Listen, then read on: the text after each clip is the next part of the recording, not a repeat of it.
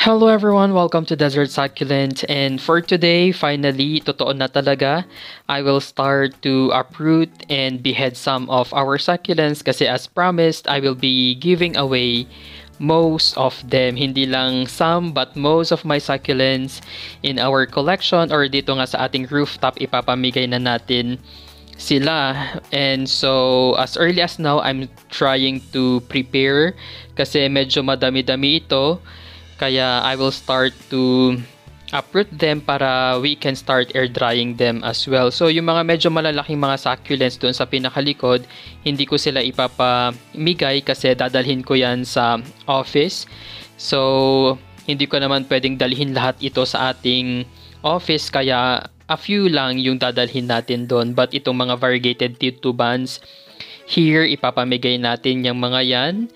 And I'm thinking na instead of isang tao lang yung makaka-receive ng isang buong T2 buns na yan, we can take some cuttings para at least mas madaming subscribers yung mabibigyan natin. So for example here, pwede nating i-cut yan. Then we can make another cutting here kasi medyo malalaki naman na itong ating mga variegated T2 buns. And kahit na paghiwa-hiwalayin natin sila, I think mabubuhay naman na sila even if na cuttings lang sila. So we still have, or we also have here, for example, yung ating Victor cane. So this one is the Victor cane. Napakadami niya ng rosette dito nga sa pot na to. And yes, we can take a lot of cuttings out of this pot. So yung marireceive ninyong succulent is not just one or two. So definitely it's gonna be a mix of different succulents. May mga malalaki, while yung mga cuttings naman would be smaller, pero at least, diba, you can receive a different kinds of succulent varieties in one box. So syempre mamimigay rin tayo ng mga leaf propagations na habang ina-uproot natin sila, syempre hindi maiwasan na matanggal yung mga ibang leaves, kaya I will also be including that one.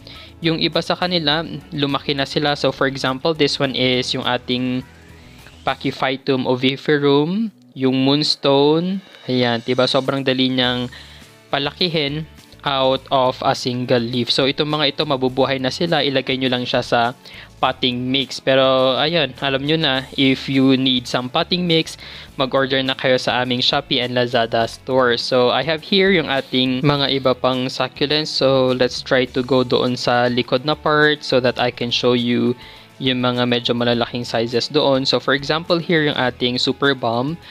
So tatlong kumbaga stems na yung nandito, and the reason kung bakit hindi ko siya ibigay as is kasi definitely pagbabalutin natin to, baka ito lang yung laman ng isang box natin, diba? So ito pwede tayong kumuha ng tatlong cuttings out of this super balm. Ayan, silang lahat. And ito pala yung mga succulents na hindi ko ipapamigay kasi dadalhin ko nga sila sa ating office. So we have here yung ating Albuca spiralis. Ayan siya. So don't worry kasi meron naman na akong mga propagations nito and ipapamigay ko rin sila. Ito. So this one is a smaller one pero buhay na yan. Very stable na itong succulent bulb na yan. And it could be you na makaka-receive nung propagation na iyon. So aside from that one, ito yung ating Echeveria TP. We have the Tiger Jaws. We have our Echeveria Beckia. So ito naman, sobrang laki niya na.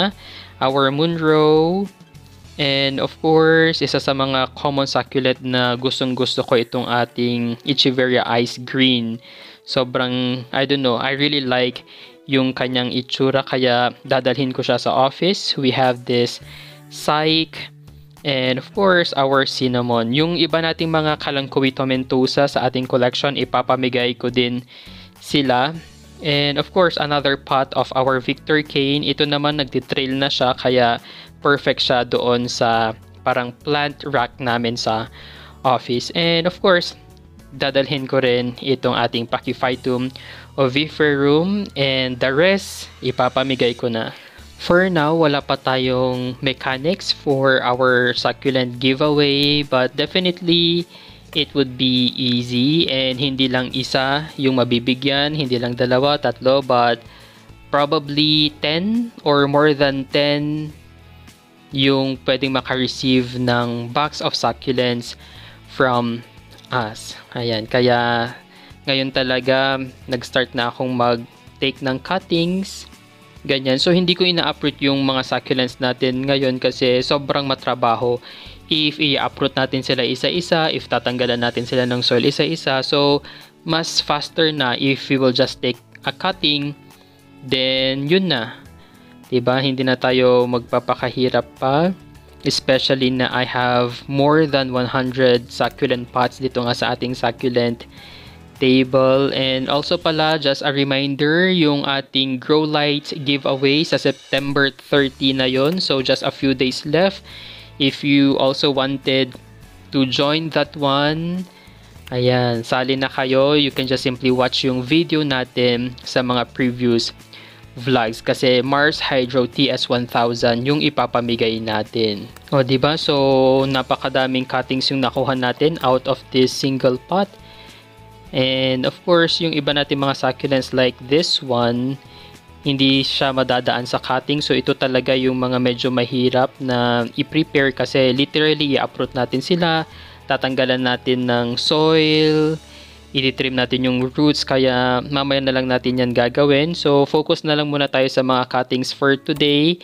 Ito nga pala yung ating super balm, and if yung na-receive ninyo has no blue stains, it means na hindi ko pa sila nalagyan ng fungicide. So it's already your option if lalagyan nyo sila ng fungicide or not. So pati itong mga leaves na to, isasama natin yan sa ating mga boxes. And here actually may nakikita akong parang maliit na offset dyan, sayang, pero wala. We will just throw itong mga pots na ito. Ayan, hindi na natin sila itatago, we will just throw them. And ito yung ating Echeveria Bluebird. Isa ito sa mga pinaka matanda ko na imported succulents. Hindi siya locally propagated. And yes, ipapamigay din natin siya. So as far as I can remember, parang 900 pesos yung bili ko dito before, and luckily nabuhay ko naman itong ating Echeveria Bluebird. Sobrang ganda nito. It's just that ang hirap niyang i-propagate through its leaves. Kaya iisa lang yung Bluebird na meron ako, and I'm very willing and happy to give it to you. So kung kanino man mapunta itong Bluebird na ito, alagaan yung mabuti kasi aside from na medyo pricey siya, sobrang hirap niya talagang padamihin. And ayan, if mag-fade yung parang blue stains na nilagay natin, definitely the more you could appreciate this Bluebird. And ayan, makikita nyo naman, diba? Kasing laki niya na nga yung kamay ko. So you can already imagine kung ano ba yung size ng ating Echeveria Bluebird. So nag-iisa lang yan. Next is we have itong ating Echeveria Blue Cloud. Isa rin ito sa mga favorite ko na succulent because of how simple it looks. Ayan. Napakakapal din nung kanyang farina, kaya as much as possible, try to avoid touching yung kanyang pinaka leaves. And ayan o, makikita ninyo sobrang daming dried and dead leaves na dapat tinatanggal natin yan from time to time. But even if na napakadaming dried and dead leaves dito, wala tayong makikitang parang mga pests dyan like mealybugs, aphids, and others kasi regularly ako nag-a-apply ng systemic insecticide sa kanila. So it really helps na nag-a-apply tayo ng mga ganun para talagang maging pest-free yung ating mga succulents, especially sa mga in-between leaves. Doon talaga sila nagtatago, and systemic insecticide really helps a lot.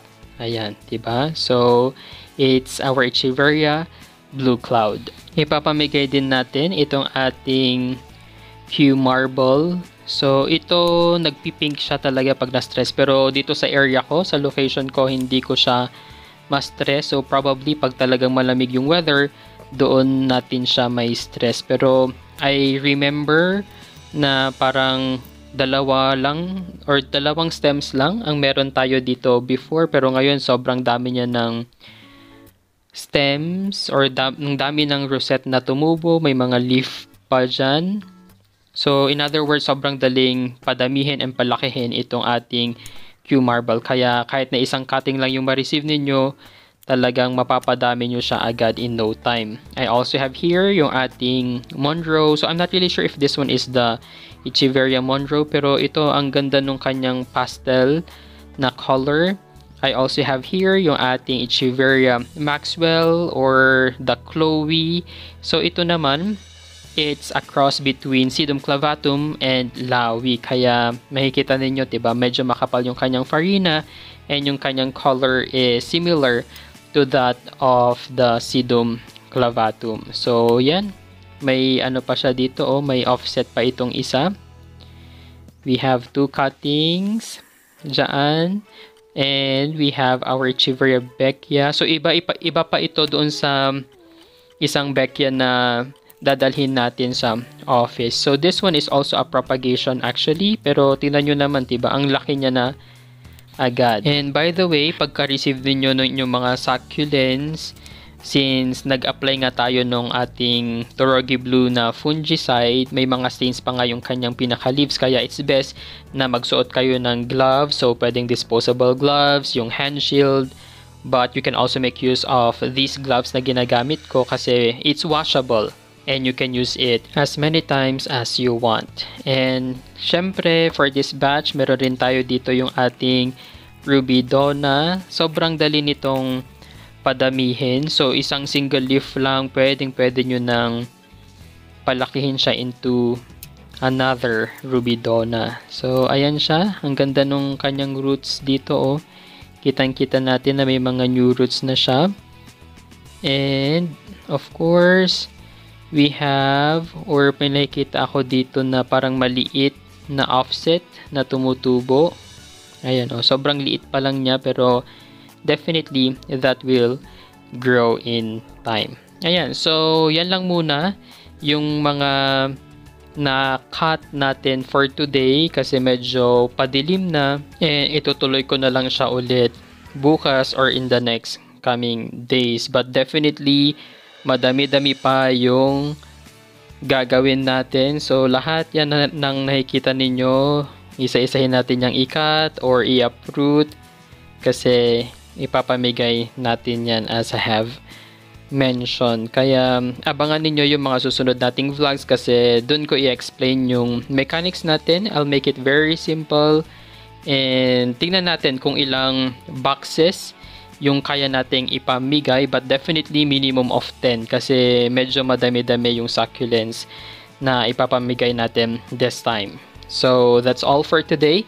Thank you guys for watching. Don't forget to like and subscribe to our YouTube channel. You may also visit our Facebook page at Desert Succulent PH.